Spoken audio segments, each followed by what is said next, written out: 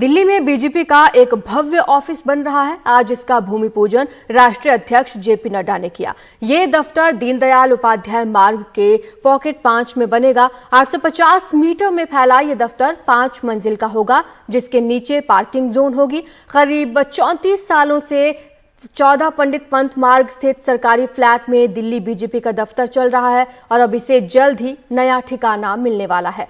नया भवन करीब 1.5 साल में बनकर तैयार हो जाएगा। आपको जानकर के खुशी होगी कि अमित शाह जी ने पूरे देश में हर जिले में कार्यालय बने, इस बात को लेकर के उन्होंने निश्चय किया और 887 कार्यालय बनाने का हम लोगों ने निर्णय किया। आज मुझे खुशी है कि 500 से ज्यादा कार्यालय बनकर तैयार होकर समर्पित कर दिए गए। पटना में 23 जून को विपक्षी नेताओं की बड़ी बैठक होने जा रही है। इस बैठक में कांग्रेस अध्यक्ष मल्लिकार्जुन खड़गे रहेंगे। राहुल गांधी, शरद पवार, केजरीवाल, एमके स्टालिन, ममता बनर्जी और अखिलेश यादव समेत तमाम विपक्षी नेता इसमें हिस्सा लेने वाले हैं। ये बैठक आने वाले वक्त में लोकसभा चुनाव में किस तरह से बीजेपी को मात दी जाए, उस पर रणनीति बनाने को लेकर हो रही है। अब 23 जून को पटना में विपक्ष के दिग्गज नेता जुटेंगे। बिहार के मुख्यमंत्री नीतीश कुमार की पहल पर यह बैठक होने जा रही है। पहले 12 जून की तारीख तय थी, लेकिन कांग्रेस अध्यक्ष मल्लिकार्जुन खड़गे, राहुल गांधी और तमिलनाडु के मुख्यमंत्री एमके स्टालिन के कहने पर बैठक की तारीख आगे बढ़ाएगी। विपक्ष एक होकर 2024 का चुनाव लड़ेगा। जैसा माननीय उप मुख्यमंत्री जी ने बताया, देश में आज की तारीख में अघोषित आपातकाल लागू है। जेडीयू के मुताबिक कांग्रेस अध्यक्ष मल्लिकार्जुन खड़गे, राहुल गांधी, ममता बनर्जी, अखिलेश यादव, हेमंत सोरेन, उद्धव ठाकरे, शरद पवार, एमके स्टालिन, अरविंद केजरीवाल, डी राजा, सीताराम येचुरी, दीपांकर भट्टाचार्य जैसे नेता बैठक में आ रहे हैं। मेजबान के तौर पर बिहार के मुख्यमंत्री नीतीश कुमार और उप मुख्यमंत्री तेजस्वी यादव तो रहेंगे ही। नेशनल इश्यूज पर मिलकर काम करने की जो आवश्यकता है वो मद्देनजर रखते हुए उन्होंने ये निमंत्रण दिया है और उनको सहयोग देना हम लोगों का फर्ज है। कांग्रेस चाहते हैं देश में अगर बीजेपी के खिलाफ कोई लड़ने के लिए इच्छुक है तो आ सकते हैं। तो नीतीश कुमार जी कभी मल्लिकार्जुन खड़गे साहब बुलाए थे तो नीतीश कुमार आए थे, अभी नीतीश कुमार बुला रहे हैं, मल्लिकार्जुन खड़गे, राहुल जी जाएंगे, इसमें बड़ी बात क्या है। सबसे खास बात यह है कि पहली बार राहुल गांधी और अरविंद केजरीवाल ऐसे किसी बैठक में एक साथ आएंगे। ममता के साथ लेफ्ट का और अखिलेश का भी कांग्रेस के साथ एक बैठक में आना मायने रखता है। देखिए, बीजेपी मुक्त भारत तैयार करने के लिए हर एक अपोजिशन को एक साथ आना है। जो पॉलिटिकल पार्टी सोचता है कि वो बीजेपी के खिलाफ लड़ सकता है, सबको एक साथ आना है। इसलिए ये जो मीटिंग होने वाला है बहुत महत्वपूर्ण है। वहीं बीजेपी ने पटना में होने वाली मीटिंग पर तंज कसा है। जो एक दूसरे में सहारा ढूंढ रहे हैं,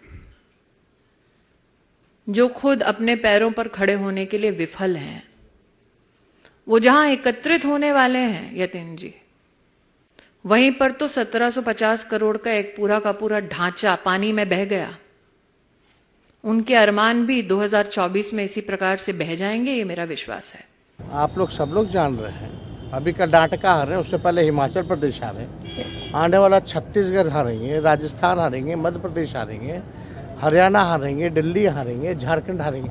अभी चिंता करिए मत। आप समझिए ना, लगभग 15 पार्टियां हैं और कांग्रेस पार्टी के सब और सभी पार्टी के ऐसा कोई नहीं है कि कोई रिप्रेजेंटेटिव आ रहा है। जो आ रहा है लीडर आ रहे हैं। नीतीश कुमार विपक्षी एकता को लेकर तमाम नेताओं से मिल चुके हैं। साफ कह चुके हैं, बीजेपी को हराना है तो उसके उम्मीदवार के खिलाफ विपक्ष का एक उम्मीदवार खड़ा होना चाहिए। पटना में होने वाली मीटिंग में नवीन पटनायक और केसीआर ने आने की अभी सहमति नहीं दी है, तो विपक्षी एकता पर सैद्धांतिक सहमति बन चुकी है। लेकिन असली चुनौती इसके बाद शुरू होती है, जब सीटों के बंटवारे का सवाल आएगा। तब देखना ये होगा कि कौन किसके लिए कितनी सीटें छोड़ता है। नई दिल्ली में रवि रंजन शुक्ला के साथ राजीव रंजन, एनडीटीवी इंडिया। और अब बात कर लेते हैं राजस्थान की, जहां पर चुनाव से ठीक पहले कांग्रेस नेता सचिन पायलट और अशोक गहलोत को लेकर राजनीतिक गलियारों में चर्चाओं का दौर और तेज हो गया है।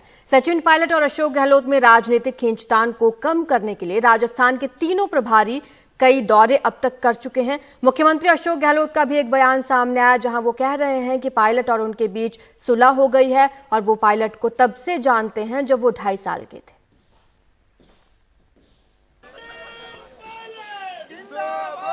सचिन पायलट के 11 तारीख के कार्यक्रम को लेकर राजस्थान में राजनीतिक तापमान बढ़ रहा है। कांग्रेस के अंदरूनी कलह को आलाकमान विधानसभा चुनाव से पहले सुलझाना चाहती है और राजस्थान के तीनों प्रभारी राज्य का दौरा कर रहे हैं। आज भी मुख्यमंत्री अशोक गहलोत से लंबे समय तक मीटिंग चली।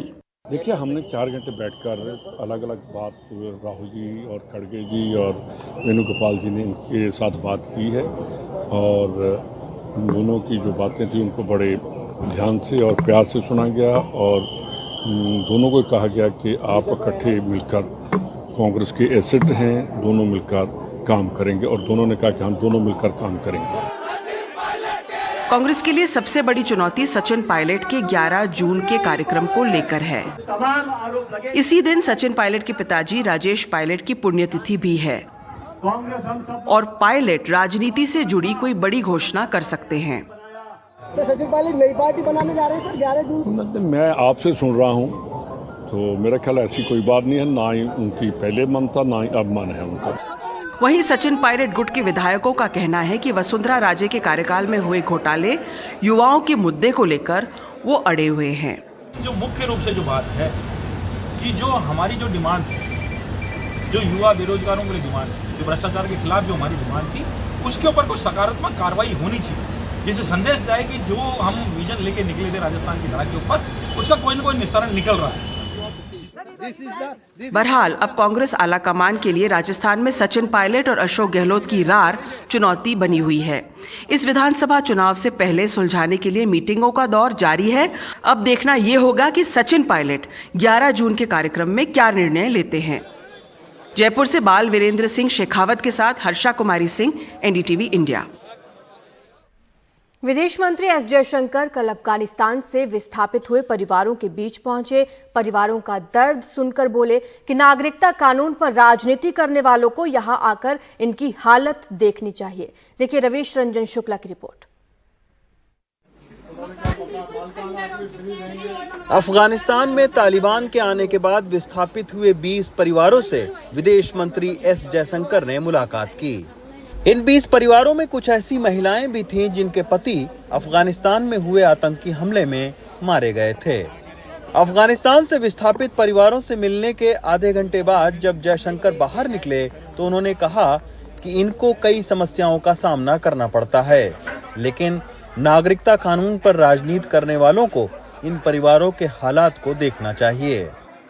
ये लोग जो हैं, क्योंकि इनकी समस्या बहुत एक किस्म बड़ी यूनिक समस्या, जिस स्थिति में है ये हमारा फर्ज बनता है कि इनका जो स्कूलिंग हो या सिटीजनशिप हो या वीज़ा हो या और भी कुछ इनकी प्रॉब्लम हो, तो मेरा वैसे विश्वास है कि कम्युनिटी ये ऑर्गेनाइजेशन से हमें पूरी डिटेल मिलेंगी और इसको हम बाद में आगे ले जाएंगे। नागरिकता देने के मामले पर भी कुछ बात चली, कानून का विरोध करते रहे, उसके आप क्या कहेंगे? मुझे ये कभी कभी हम हर चीज़ को राजनीति बना देते हैं।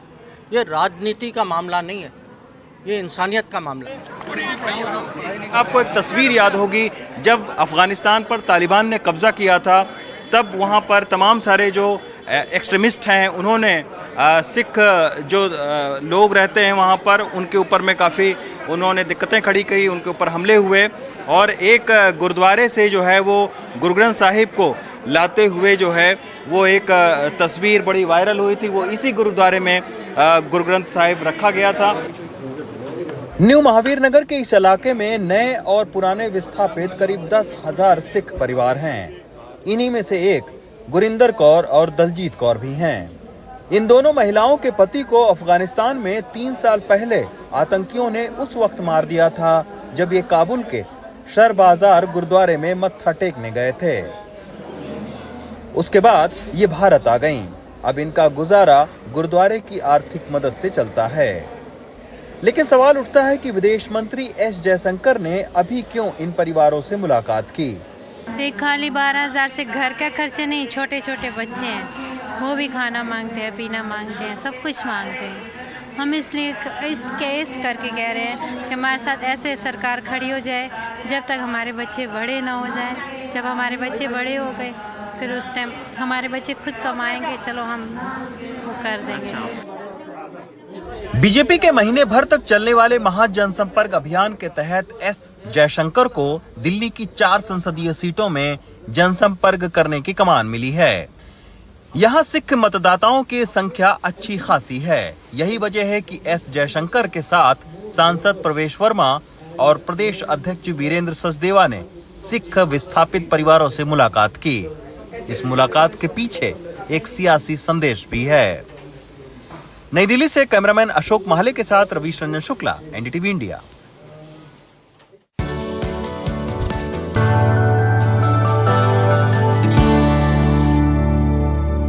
गर्मी अब शुरू हो चुकी है, लेकिन देश के कई हिस्सों में पीने के पानी की किल्लत देखने को मिल रही है। कुएं सूख रहे हैं, औरतों को पानी भरने के लिए मीलों यहां पर चलना पड़ रहा है। महाराष्ट्र के कई इलाकों का इस वक्त यही हाल बना हुआ है। नासिक से आइए देखते हैं ये पूरी रिपोर्ट। सूखी आंखें, सूखा पड़ा कुआं, कुएं के भीतर काई, लेकिन लोग इसका बचा खुचा पानी पीने को मजबूर हैं। ये बच्ची कह रही है, पिता ने ये पानी पिया तो बीमार पड़ गए। हमारे गांव का जो कुआं है उसमें थोड़ा ही पानी बचा है। उसके ऊपर बहुत गंदगी छाई हुई है। उसके वजह से मेरे पिताजी बीमार पड़े थे। महाराष्ट्र के नासिक और आसपास के गांव में गर्मी के साथ साथ पानी की किल्लत बढ़ती जा रही है। कुएं तालाब सूख रहे हैं। टैंकर कभी आते हैं, कभी नहीं आते हैं। ऐसे में औरतों को कभी मीलों चलना पड़ता है, कभी कुएं के भीतर उतरना पड़ता है। पानी 2-3 दिन ही रहने वाला है, तो हमारे गांव में शहर में शुद्ध पानी होता है, वैसा पानी चाहिए। ये तस्वीरें आईना है आने वाले दौर के संकट का। हालांकि ये सालों साल का संकट है और सरकारें अब तक इसका हल नहीं खोज पाई हैं। इसकी मार सबसे ज्यादा महिलाओं को झेलनी पड़ती है। ये भी एक त्रासदी है। Bureau report, NDTV India.